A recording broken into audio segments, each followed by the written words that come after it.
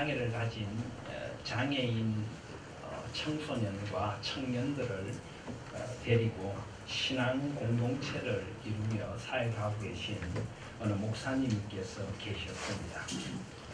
부모에게서조차 버림을 받은 장애를 가진 학생들, 청년들을 데리고 목회하시는 목사님이셨는데요.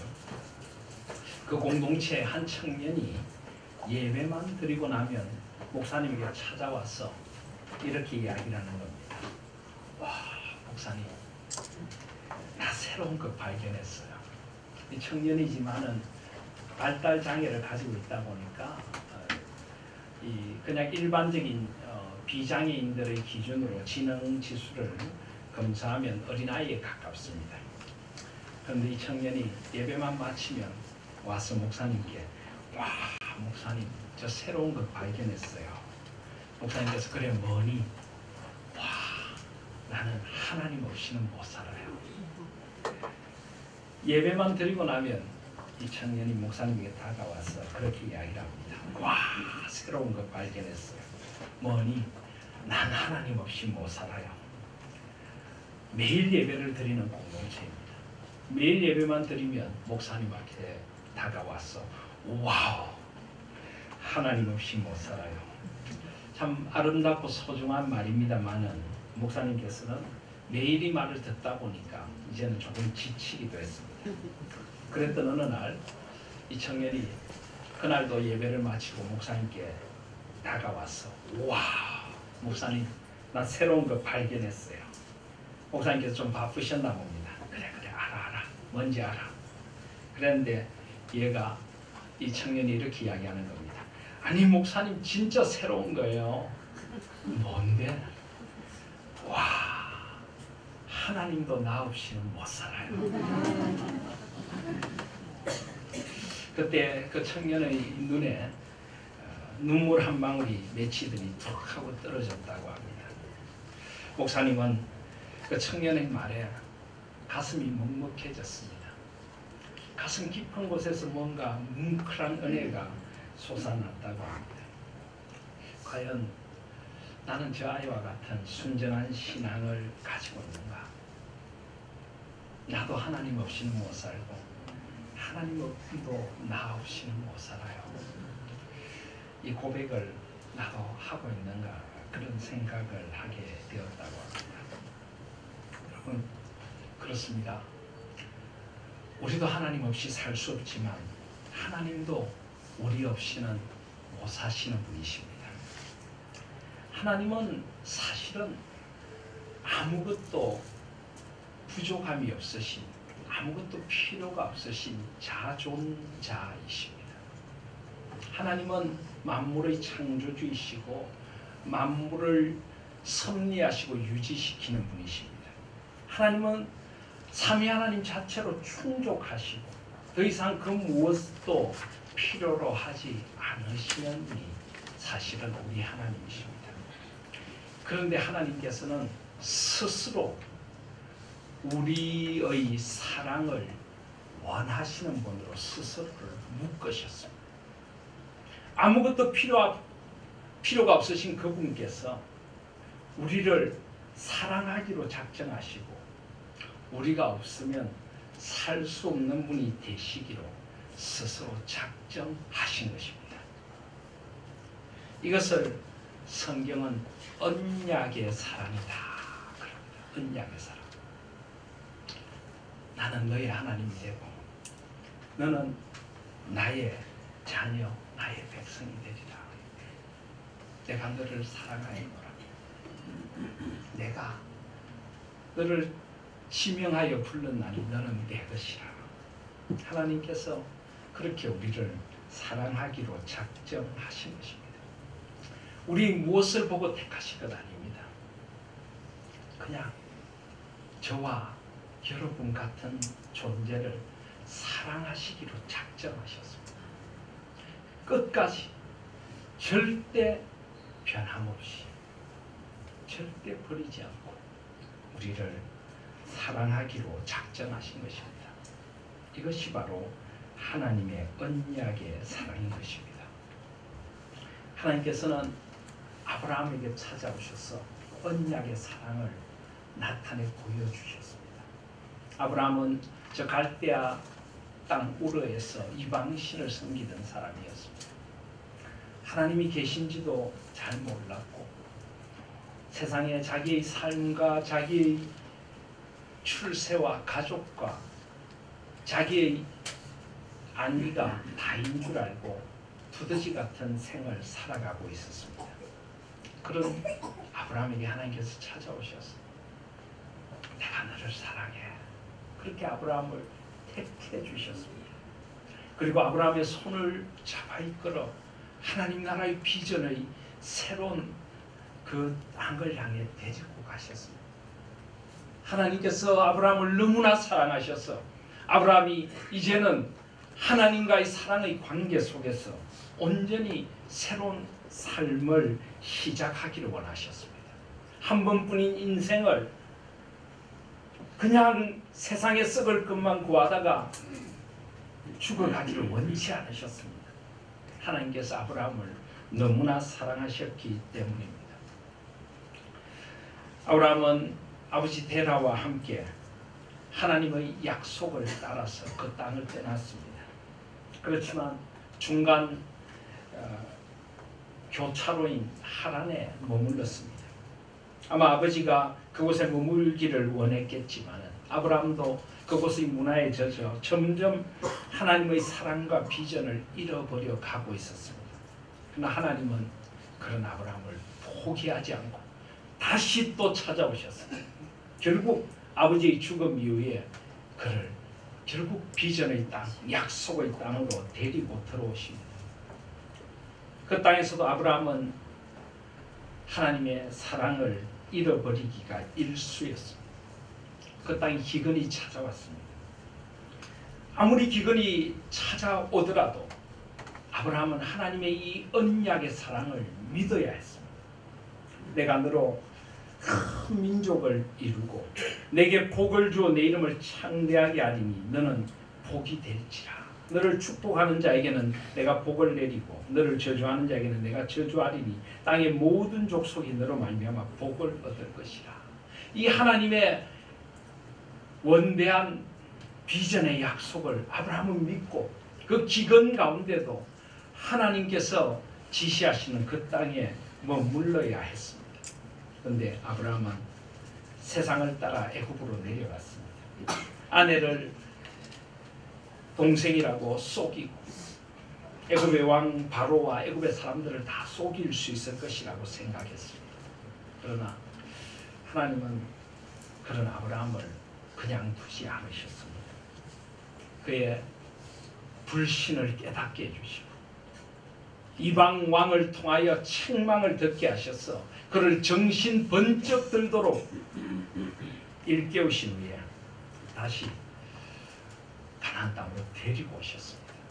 하나님의 포기할 수 없는 그 언약의 사랑이 아브라함을 다시 이끌어오신 것입니다. 아마 아브라함이 그 애굽에 주저앉아 버렸다면 그는 믿음의 조상이라는 원대한 비전을 살아가지 못했을지 모릅니다. 하나님은 그 계획을 포기하실 수가 없었습니다. 조카 롯이 세상에 눈을 들어 넉넉한 땅을 찾아 떠나버리고 가슴에 황량한 바람이 불어오던 그 순간에 하나님은 다시 찾아오셔서 내 눈을 들어 동서남북을 보라. 하나님 나라의 그 원대한 비전, 그 언약의 비전을 다시 보여주셨습니다. 동방의 메소포타미아 연합군이 출정을 해서 아브라함이 사는 지역을 쑥대밭으로 만들고 소돔과 고모라의 연합군을 격파하고 아브라함의 조카 롯과 사람들을 잡아갔을 때에도 하나님께서는 아브라함에게 용기를 주시고 비전을 주셔서 복의 근원이 될 수 있는 길로 인도해 주셨습니다. 그래서 아브라함은 멜기세덱의 축복을 받으며 하나님 앞에 온전한 헌신의 예물을 드릴 수 있었고 소돔 왕의 세상에 속한 제안을 거절하며 하나님 나라의 백성답게 당당할 수 있었던 것입니다. 하나님의 언약의 사랑이 있었기 때문입니다. 하나님께서는 아브라함이 그런 언약의 신앙을 가진 믿음의 조상이 되기를 원하셨습니다. 끝까지 하나님의 약속을 신뢰하고 그 약속 때문에 이 세상을 살아가야 할 이유가 있고 소망이 있는 그런 언약의 신앙을 가진 하나님의 사람이 되기를 원하셨습니다. 그런데 오늘 15장 말씀은 그 언약의 신앙을 다시 한번 갱신하시고 새롭게 하는 내용이라고 할 수가 있습니다. 오늘 15장 1절에 보시면 이후에 여호와의 말씀이 환상 중에 아브라함에게 임하여 이르시되 아브라함아 두려워하지 말라. 여러분, 하나님께서 아브라함에게 두려워하지 말라라고 하십니다. 그래서 무엇을 의미합니까? 아브라함이 두려워하고 있다는 것입니다. 여러분 자녀들이 너무나 평안한 상태로 아주 만족감에 젖어서 엄마 아빠의 사랑에 푹 젖어 아무런 걱정 없이 즐겁게 노래를 부르고 있는데 다가가셔서 누구누구야 두려워하지 말라. 그럼 이상한 부모 아닙니까? 두려워하고 있으니까 두려워하지 말라라고 하시는 거죠. 아브라함은 지금 뭔가 두려움에 휩싸여 있습니다. 왜 두려워하고 있을까요? 성경은 아브라함의 두려움의 근원이 무엇인지를 이야기하지 않습니다. 그런데 15장 1절을 자세히 보시면 이후에라고 되어 있는데 원래 원문에 가면 이 일들 후에, 이 일들이 끝난 후에 무슨 일입니까? 아브라함은 동방의 연합군을 추격해 가서 조카 롯과 사로잡혀간 사람들과 재물을 다 찾아왔습니다. 그런데 이 일 후에 그리고 멜기세덱의 축복을 받고 소돔 왕의 제의를 거절한 후에 두려움이 찾아왔다. 왜 그랬을까요? 아마 아브라함은 다시 한번 상황을 바라보았을지 모릅니다. 사실 동방의 연합군은 막강한 군대입니다. 그 많은 군대를 야밤의 기습작전으로 치고 조카와 사로잡혀간 사람들을 데리고 왔지만 만약에 그들이 전열을 재정비해서 다시 쳐들어온다면 사실 아브라함은 인간적으로 볼 때 그 공격을 감당할 수가 없습니다. 이 전쟁에 뛰어들었다가 정말 목숨을 잃을 수도 있는 그런 상황이 그에게 펼쳐졌다는 것을 그는 깨달았을지 모릅니다. 두려운 것입니다. 소돔 왕의 제안을 멋있게 거절했지만은 그것이 과연 잘하는 것인가? 꼭 물질이 탐이 나서가 아니라 뭔가 연대하여 뭔가 좀 살 길을 찾았어야 하지 않는가? 내가 과연 하나님만 바라보고 하나님을 선택한 것이 과연 현명한 선택이었는가? 여러분, 우리도 그런 고민이 생길 때가 있습니다. 주를 위하여 우리가 세상의 것들을 포기하고 주님을 따라 나섰는데 갑자기 어느 순간 내가 뭔가 뒤처지는 것 같고 내가 뭔가 세상의 처세 앞에 내가 어리석은 선택을 한 것 같은 그런 두려움과 그런 막연한 불안이 밀려올 때가 있는 것입니다. 아브라함은 아마 그런 두려움과 불안 속에 젖어 있었을 것입니다. 근데 여러분, 이것도 사실은 엄밀한 의미로 하면 불신입니다. 정말 하나님께서 그가 고백했던 대로 천지의 주제시요 모든 역사의 주인이심을 그가 믿었다. 하나님께서 내가 너를 통하여 하나님의 나라를 이루어 주시겠다는 그 약속을 그가 정말 붙드는 진정한 신앙이 있었다. 여러분, 신앙이란 것은 막연히 머릿속으로만 믿는 것이 아닙니다. 신앙이란 신뢰하는 것입니다. 신뢰하기에 나의 모든 삶을 드릴 수 있는 것이고 나의 모든 삶을 걸 수 있는 것이 신앙인 것입니다. 그가 정말 그런 언약 신앙이 있었다면 그는 이런 두려움이 없었을지 모르겠습니다. 그런데 인간은 신앙의 자리가 약해질 때 두려움이 찾아옵니다. 또 죄가 우리의 두려움의 원인이 되기도 합니다. 아담이 에덴 동산에서 처음 범죄한 후에 동산나무 그늘 사이에 숨어 있다가 하나님께서 찾아오셨을 때 뭐라고 이야기했습니까? 내가 두려워하여 숨었나이다. 그런 두려움이 내가 벌거벗었으므로 숨었나이다. 하나님이 두려워서 숨었던 것입니다. 죄가 우리에게 이런 두려움을 가져옵니다. 아브라함은 두려움 속에 젖어 있습니다. 그런데 그런 아브라함을 찾아오셔서 하나님께서 뭐라고 하십니까? 두려워하지 말라. 아브라함의 이름을 부릅니다. 아브라함아, 걱정하지 마. 내가 있지 않나. 아브라함아, 여러분, 이 아브라함아 부르시는 이 하나님의 음성이 두려워하고 있는 나를 불러주시는 하나님의 음성임을 믿으십니까? 이것은 나를 향한 하나님의 음성입니다. 누구야? 두려워하지 마. 내가 있지 않는다. 내가 너를 지켜줄게. 내가 너를 도와줄게. 두려워 말라. 나는 너의 하나님이 됩니다. 내가 너를 도와주리라. 내가 너를 지켜주리라. 나의 강하고 어려운 오른손으로 너를 도와주리라. 하나님께서 지금 그 말씀을 하고 계시는 것입니다. 두려워하지 말라는 것입니다. 야곱아, 너를 창조하신 여호와께서 지금 말씀하시느니라. 이스라엘아, 너를 지으시니가 말씀하시느니라. 너는 두려워하지 말라. 내가 너를 구속하였고 내가 너를 지명하여 불렀나니 너는 내 것이라. 내가 물 가운데로 지날 때 내가 함께할 것이라. 강을 건널 때 물이 너를 침몰하지 못할 것이며 내가 불 가운데로 지날 때 타지도 아니할 것이며 불꽃이 너를 사르지도 못하리니 대저 나는 여호와 내 하나님이요 이스라엘의 거룩한 이요 내 구원자임이라. 너가 내 눈에 보배롭고 존귀하며 내가 너를 사랑하였은즉 두려워하지 말라. 내가 너와 함께하리라. 사랑하신 여러분, 이 하나님이 우리 하나님이십니다. 물론 우리가 이 땅을 살면서 인간인지라 때로 두려움이 밀려오고 불안감이 밀려오는 것은 어쩌면 당연한 것인지 모릅니다. 그래서 성경에 가장 빈번하게 나타나는 명령이 두려워하지 말라는 것입니다. 그러나 두려움의 자리마다 이 언약의 하나님을 기억하실 수 있기를 바랍니다. 누구야? 두려워하지 말라. 나에게 다가오셔서 말씀하시는 하나님의 음성을 들으실 수 있는 저와 여러분들이 되시기를 바랍니다.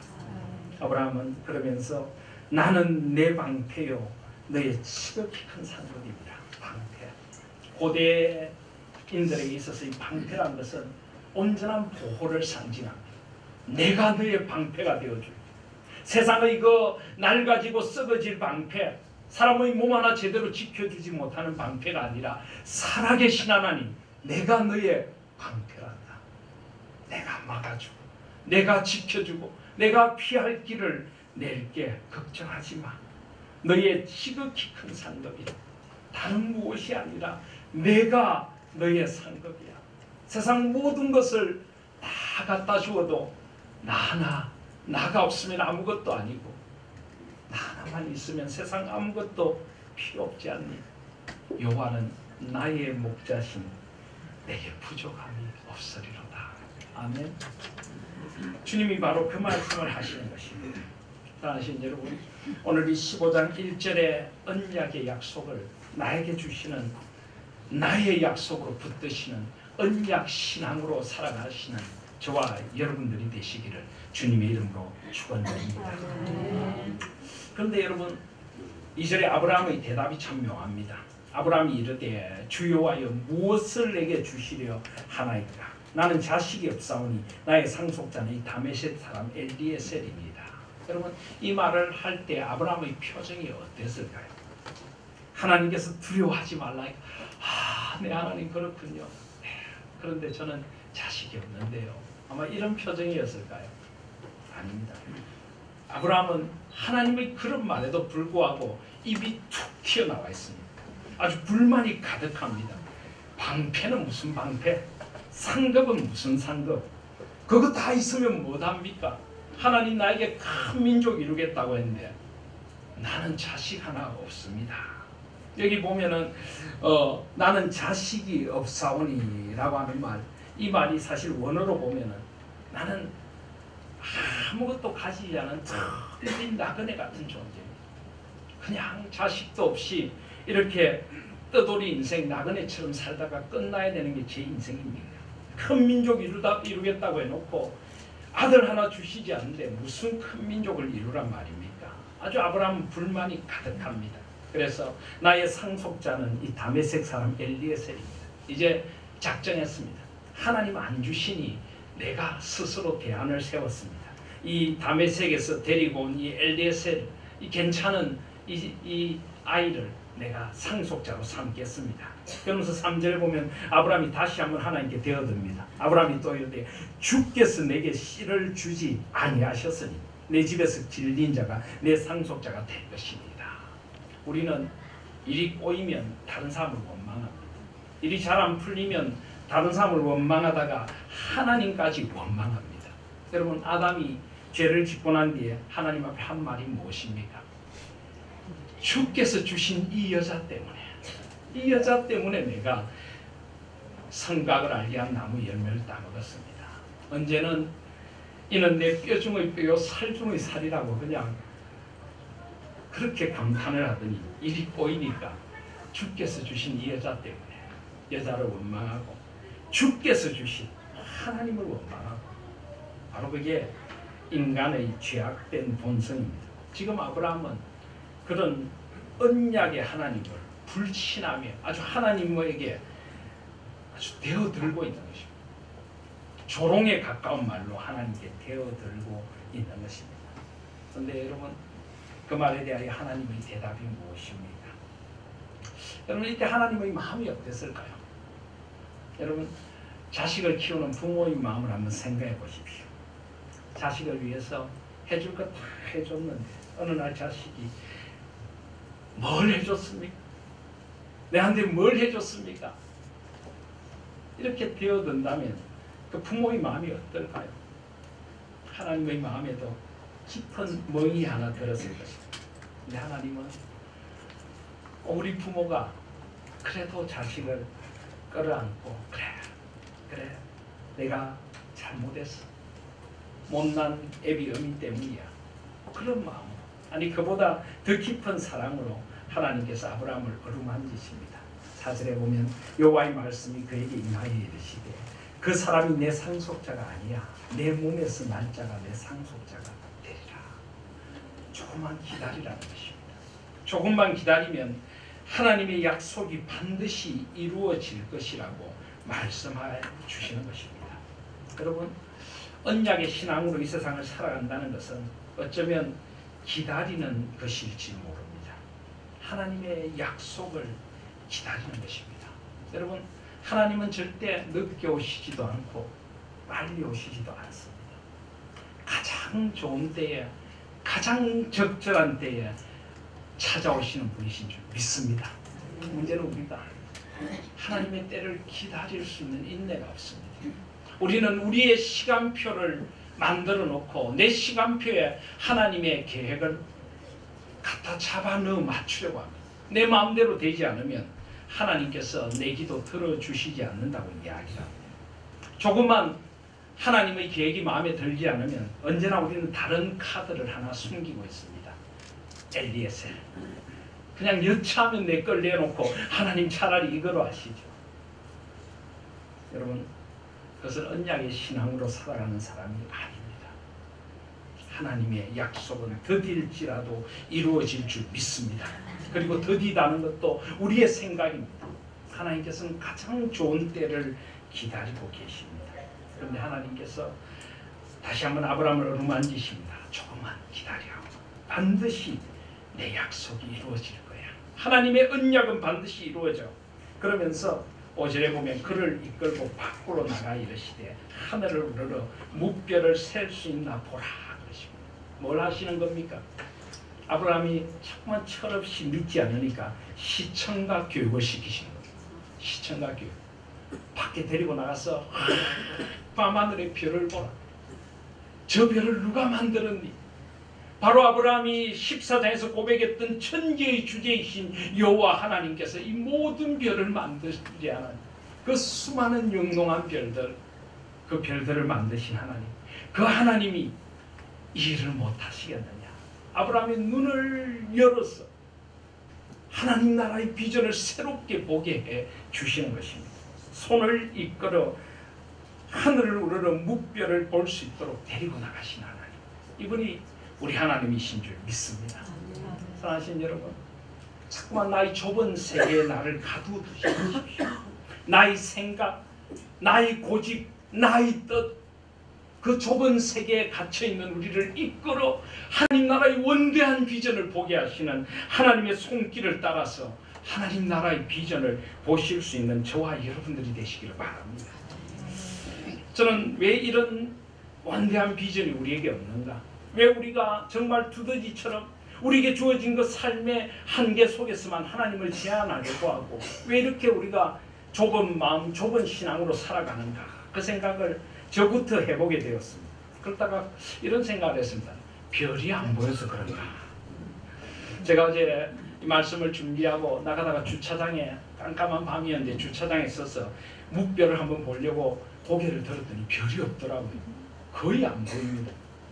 아, 이게 별이 안 보여서 우리가 이런 별빛 비전을 잃어버렸는가? 주님은 별이 빛나는 밤에 우리를 데리고 이 소망의 비전을 보여주길 원하시는데 별이 안 보여서 그런가? 그래서 제가 저희 동네에 가서 차에서 내려서 다시 한번 쳐다봤습니다. 제가 촌에 살거든요. 고촌이라고. 그래서 저희 동네에서 쫙 차에서 내려보니까 아, 진짜 별이 보이는 거예요. 적어도 한 10개쯤 보이더라고요. 그래서 제가 아주 이 뚫어지게 밤하늘을 쳐다봤습니다. 근데 보면 볼수록 별들이 점점 많이 나타나는 거예요. 저쪽에는 샛별 같은 별도 하나 보이더라고요. 요한계시록 22장 16절 말씀처럼 우리 주님께서 나는 광명한 새벽별이라 그랬는데 그런 별빛 비전이 보이기 시작하더라고요. 여러분, 비록 이 땅에 우리의 눈에 보이는 별빛이 잘 보이지 않더라도 하나님의 별을 바라보실 수 있기를 바랍니다. 아브라함이 살았던 그 헤브론 땅, 그 광야에는 얼마나 별이 쏟아지는지 모릅니다. 여러분, 사막에서 별을 보셨습니까? 뭐 그런 말도 있지 않습니까? 별이 쏟아지는 어디로 가요? 이런 신가 노래가도 있는데 여러분, 하나님의 별이 사실은 쏟아지고 있습니다. 우리 눈에 보이지 않아도 하나님의 그 은총의 별빛이, 그 비전의 별빛이 쏟아 부어지고 있는 것입니다. 롯을 떠나보낸 후에 자기 세계에 갇혀있던 아브라함의 손을 이끌어 동서남북을 바라보라.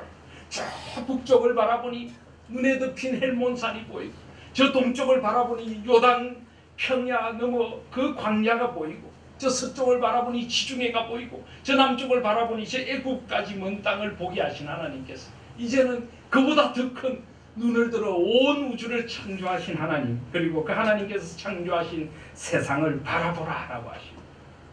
사랑하신 여러분, 우리가 비록 이 땅을 살아가지만은 그런 하나님 나라의 비전을 가지고 살아가실 수 있는 저와 여러분들이 되시기를 바랍니다. 묵별을 바라보며 하나님 안에서 내 삶의 의미를 새롭게 발견하실 수 있는 저와 여러분이 되시길 바랍니다. 6절에 보면 아브라함이 그 하나님 앞에서 이제 비로소 다시 한번 언약 신앙을 갱신하게 됩니다. 아브라함이 여호와를 믿으니 여호와께서 이를 그의 의로 여기셨더라. 아브라함이 이제 하나님 앞에 다시 한번 믿음의 자리에 서게 됩니다. 여러분, 우리는 우리 스스로를 믿는 사람, 신자라고 부릅니다. 믿음의 공동체라고 부릅니다. 그런데 여러분, 사실 성경에 믿음이란 말이 제일 처음 등장하는 것이 이 바로 창세기 15장 6절입니다. 그리고 우리가 알다시피 이 창세기 15장 6절은 바로 종교개혁의 구호인 이신칭이 믿음으로 어렵게 된다. 갈라디아서 3장 6절에 아브라함이 하나님을 믿음에 그것을 그에게 의로 전하셨다. 로마서 4장 3절에 성경이 무엇을 말하느냐? 아브라함이 하나님을 믿음에 그것이 그에게 의로 여겨진 바 되었느니라. 바로 이 믿음으로 어렵게 된다 하는 이 이신칭의 교리의 시작이 되는 말씀입니다. 그렇습니다. 여러분, 물어보고 싶습니다. 여러분은 의인이십니까? 죄인이십니까? 자신이 의인이라고 생각하는 분들은 오른발을 한번 들어보시고 죄인이라고 생각하는 분은 왼발을 들어보시기 바랍니다. 어려운 질문입니다. 곤란한 질문입니다. 그런데 여러분, 성경적으로 하면 여전히 우리는 하나님 앞에 가는 순간까지 성화되어 가야 할 죄악의 쓴뿌리를 가진 죄인의 그 죄로 태어나서 그 죄와 싸워야 하는 존재이지만은, 그러나 하나님 편에서 볼 때 우리는 의인입니다. 우리는 자꾸만 의라고 하는 것을 내가 무엇을 해야 하는가, 내가 뭔가 어렵게 살아야 의인이라고 생각하는데 하나님은 그렇게 생각하지 않으십니다. 언약의 하나님을 믿기만 하면, 그 하나님이 살아계시고 나를 한없이 사랑하신다는 것을 믿기만 하면, 그 하나님께서 나를 위하여 독생자 예수 그리스도를 주시고 그 피로 나의 모든 죄를 맑게 씻어 주시는 분이시라는 것을 믿기만 하면 하나님께서 그때부터 우리를 의인이라 하시는 것입니다. 우리를 의롭다 하시는 것입니다. 우리의 형편이나 우리의 존재를 보시오가 아니라 하나님 안에서, 예수 그리스도 안에서, 그 언약의 신앙 안에서 하나님은 우리를 의롭다 여겨 주시는 것입니다. 오직 믿음, 오직 믿음.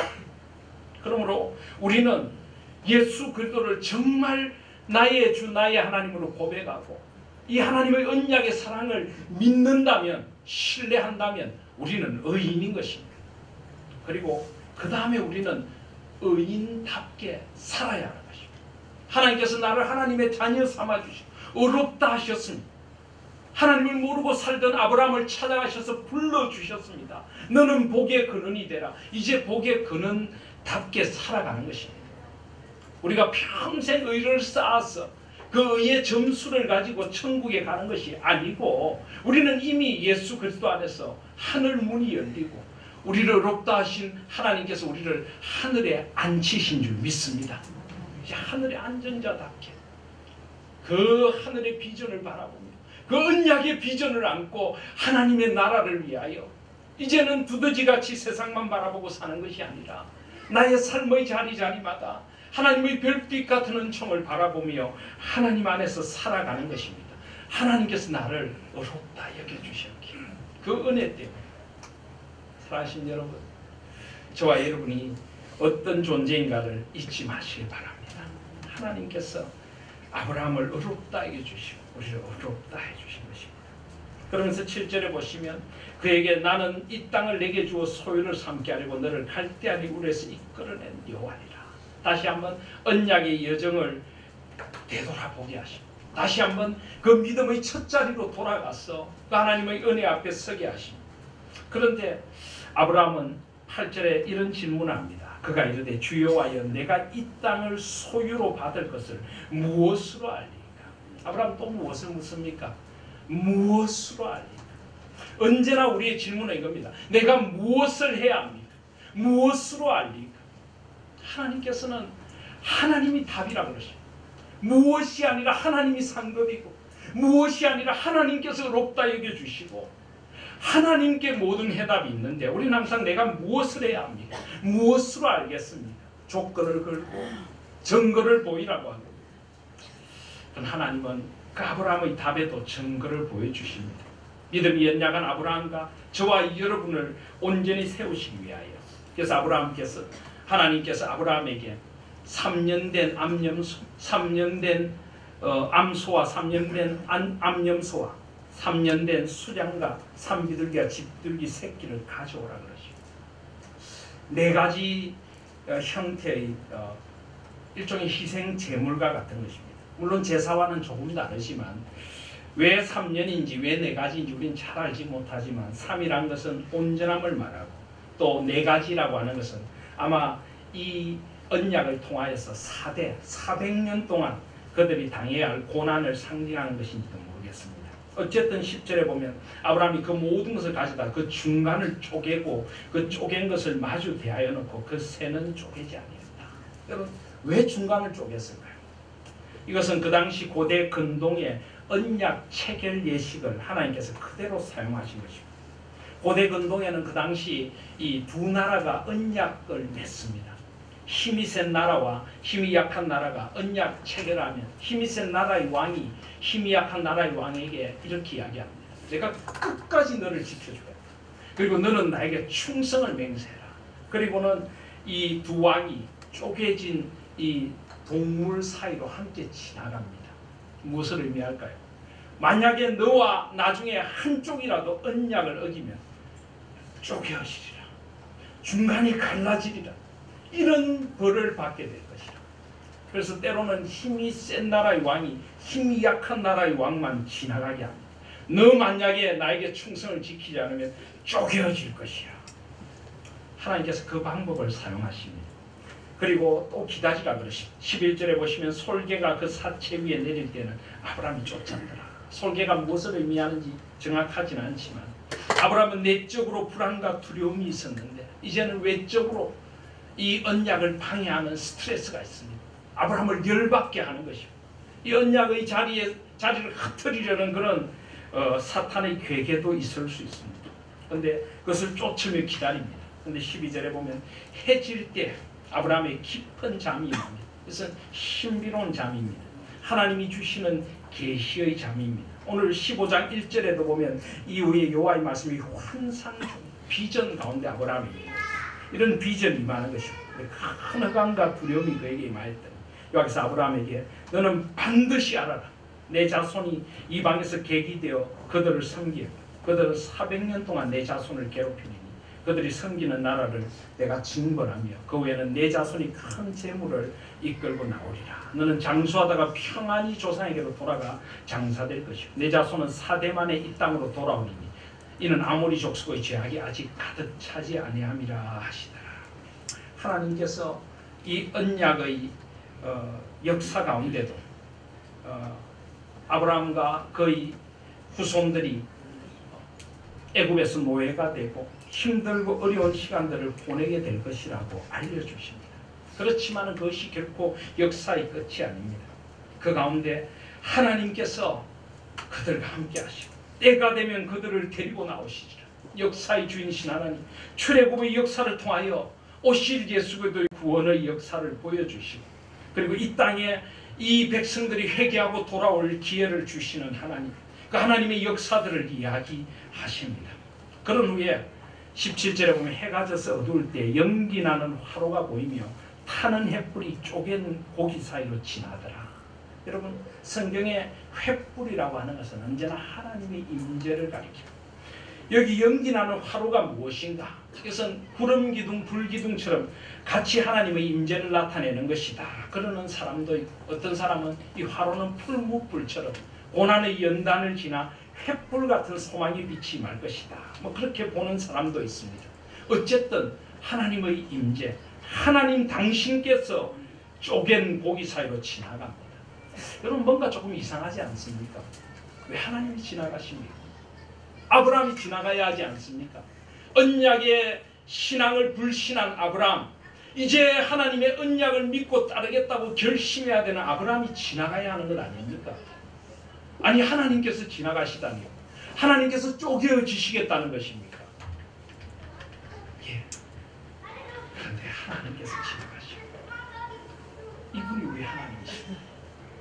아브라함이 쪼개어져야 할지도 모르는데 아브라함은 지나가게도 하지 않으시고 하나님 당신께서 지나가십니다. 내가 너와의 약속을 어기면 내가 쪼개어지리라. 내가 이렇게 너와의 언약을 신실하게 지켜줄게. 하나님 당신이 쪼개어지시기까지 우리를 위하여 이 언약을 지키겠다. 절대 의심하지도 말고 두려워하지도 말고 하나님의 이 사랑의 언약을 믿으라고 하나님 당신께서 직접 지나가시는 것입니다. 그리고 여러분 아십니까? 하나님께서 친히 쪼개어지신 것 아십니까? 하나님은 언약을 어기셔서 쪼개어지신 것이 아니라 이 언약대로 살지 못한 우리를 위하여 당신의 독생자를 주셔서 그분이 우리의 자리에서 우리 대신 언약을 어긴 죄를 다 안고 쪼개어지신 것입니다. 하늘과 땅 사이에 홀로 달리셔서 그 캄캄한 어둠, 그 흑암 속에 엘리 엘리 라바 사박타니 부르짖으시며 주께서 그의 모든 생명을, 모든 피와 물을 다 쏟으시며 모든 저주의 잔을 받고 돌아가신 것입니다. 예수께서 큰 소리를 지르시고 숨지실 때 마가복음 15장에 보시면 성소의 휘장이 위로부터 아래까지 찢어져 둘이 됩니다. 히브리서 10장 19절 20절에 보시면 그러므로 형제들아 우리가 예수의 피를 힘입고 성소에 들어갈 담력을 얻나니 그 길은 우리를 위하여 휘장 가운데로 열어놓으신 새로운 살 길이요 휘장은 곧 그의 육체니라. 그가 둘로 갈라지듯이 하나님께로 갈 길을 언약의 길을 열어주기 위하여 스스로 쪼개어 주신 것입니다. 이것이 바로 하나님의 사랑이십니다. 사랑하신 여러분, 이 하나님의 소망의 사랑을 보고 계십니까? 그 어둠 가운데 햇불처럼 임하시는 하나님의 이 찬연한 비전을 보고 계시느냐 말입니다. 이분이 우리 하나님이시고 이분이 언약의 하나님이시고 이분이 이 땅을 너에게 주리라 하시면서 하나님의 그 약속을 다시 한번 이제 새롭게 해주시는 것입니다. 사랑하신 여러분, 하나님께서 아브라함과 언약을 맺으셨던 것처럼 저와 여러분과도 이 언약을 맺으셨다는 것을 믿으십니까? 누가복음 22장 20절에 보시면은 예수께서 잡히시던 그 밤 떡을 가져 떼어 그들에게 주시고 잔을 부어 주시며 이 잔은 내 피로 세우는 새 언약이니 곧 너희를 위하여 붓는 것이라.